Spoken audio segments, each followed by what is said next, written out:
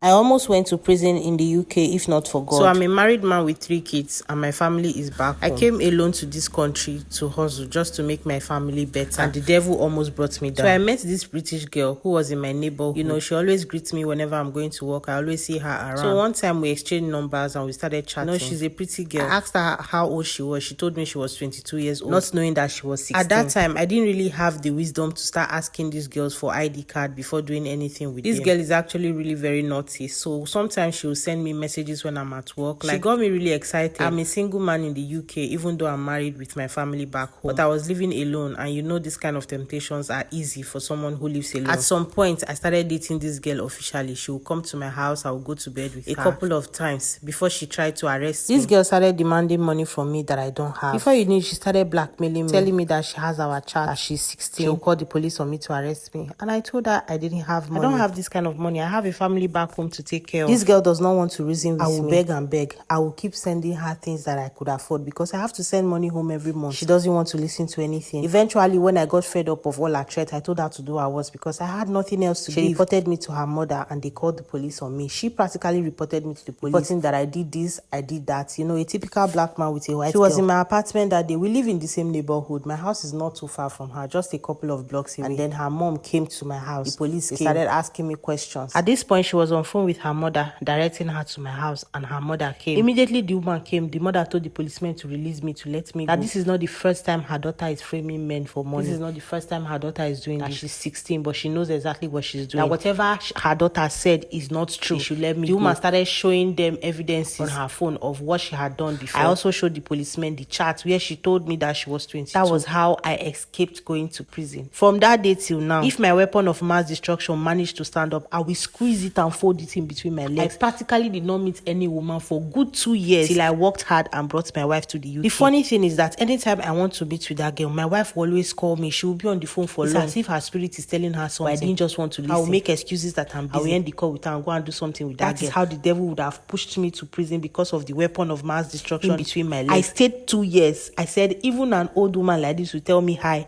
I will close my eye and pass. I told my wife about the whole experience and the kind of person my wife is. She's not all that judgy. She's a very simple person. I'm happy she forgave me. She understood my situation. Now my family is with me here. I am so happy. This is a laughable story for me now. But please, anybody out there, this is a lesson for you. Before you do anything with these girls, make sure you see their verified ID card.